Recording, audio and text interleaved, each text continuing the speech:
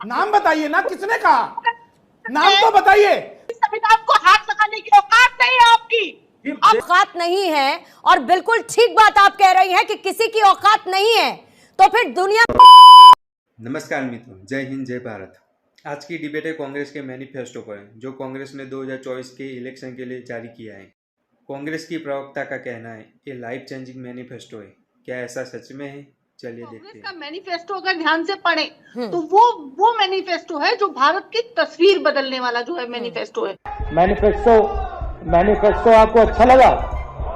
उसको हम न्याय पत्र का नाम देते हैं, उसको हम भारत की तस्वीर बदलने वाला एक ऐसा घोषणा पत्र है जो हर व्यक्ति, हर बेरोजगार, हर किसान, हर नारी, हर युवा का जो सपना है उसको साकार करने वाला जो है घोषणा पत्र है। आप दिल्ली की बात कर रहे हैं, जिस देश की आजादी के किसने कहा कि संविधान बदल देंगे? ऋतु जी, किसने कहा संविधान? एक सेकंड विजय जी रुकिएगा। किसने कहा मैम संविधान बदल देंगे? अभी तक इनके कई नेताओं का ऐसा बयान आ चुका है कि मोदी जी जो है संविधान बदलने के लिए अभी संविधान बदला जाएगा, इस प्रकार के बयान जो है इनके। ऋतु जी कि इन्होंने कहा संविधान बदल देंगे, मुझे बता दीजिए किसने कहा है कि संविधान बदलेंगे?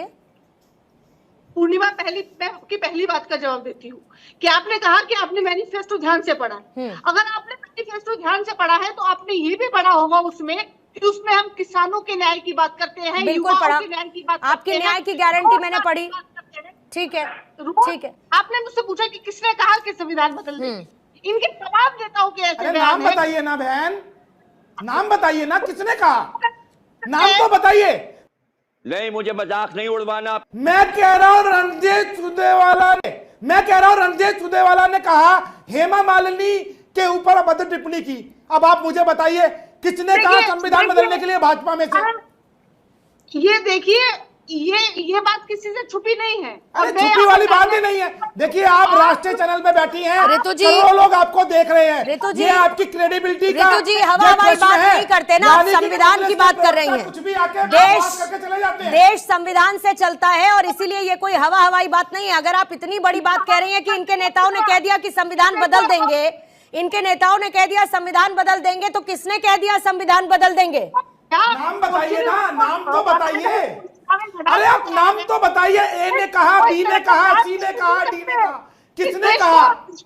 कराने में लाखों लोगों ने शहादत दी। और अरे किसने कहा संविधान बदलने के? नाम तो बताइए। आप यहाँ पर बैठकर झूठ बोल रही हैं। और संविधान के देखिए पूर्णिमा जी, आपके ठीक है, उनके पास यदि कोई व्यक्ति झूठ बोलेगा मुझे तो सहन नहीं होगा। उनके पास नाम नहीं है ना मैथिल साहब, ये क्लियर है ना। अगर होता ऋतु जी के पास नाम तो अभी तक बता चुकी होती। विजय जी क्या कहना चाहते हैं? नहीं बोला कि संविधान बदलने हम जो मोदी जी बताना चाहता हूँ। हाँ बोलिए विजय।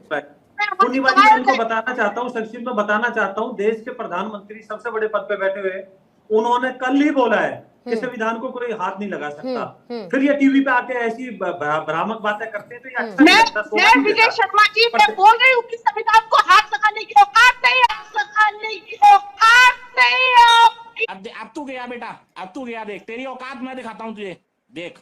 प्रधानमंत्री, हमारे यशस्वी प्रधानमंत्री बोले, फिर आप अरे तो ऋतु जी एक सेकंड, विजय जी जरा मुझे 10 सेकंड दीजिएगा।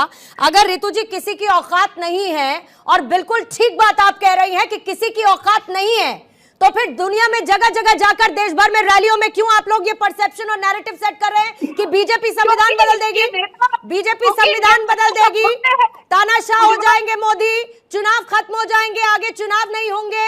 ये कौन नैरेटिव सेट कर रहा है ऋतु जी? फिर अगर किसी की औकात नहीं है तो कैसे कोई बदल देगा? हाँ, तो फिर क्यों नैरेटिव सेट कर रहे हैं आप लोग? क्योंकि इनकी नीयत खराब है। और अरे जब औकात नहीं है तो छोड़िए ना। फिर अगर औकात नहीं है तो छोड़िए ना। ये देश संविधान से चलता है मैम। 140 करोड़ हिंदुस्तानी यहाँ पर बसते हैं, जिसका हिस्सा आप भी हैं और मैं भी हूं। कोई नहीं बदल सकता संविधान, और किसी की हिम्मत नहीं है, तो फिर ये नैरेटिव क्यों? पूर्णिमा, मैं जवाब दे दूं आपकी बात का। 140 करोड़ की जनता में वो किसान भी आते हैं जिनको देश की राजधानी में घुसने का जो है। अरे तो बना लेते ना कॉमन मिनिमम प्रोग्राम, बनाते आप कॉमन मिनिमम प्रोग्राम। किसने मना किया था आपको? कॉमन मिनिमम प्रोग्राम आप लोग बना नहीं पाए। पूर्णिमा, आप मेरे को जवाब। उत्तर प्रदेश में आपको सीटें मिली, सीट शेयरिंग फॉर्मूले से आप नाखुश नजर आए। बिहार में आप लोगों का सीट शेयरिंग फॉर्मूला फिक्स नहीं हो पाया, दिल्ली में आम आदमी पार्टी, पंजाब में उनके विरोध में, इधर आप आम आदमी पार्टी को डिफेंस देते हैं जब बात होती है अरविंद केजरीवाल की और उनकी रिमांड गिरफ्तारी की। कहीं ना ये विरोधाभास आप ऋतु जी एक फ्लोटिंग वोटर होता है, एक फ्लोटिंग वोटर होता है मैम। ऋतु जी मेरी बात सुनिए, कंफ्यूजन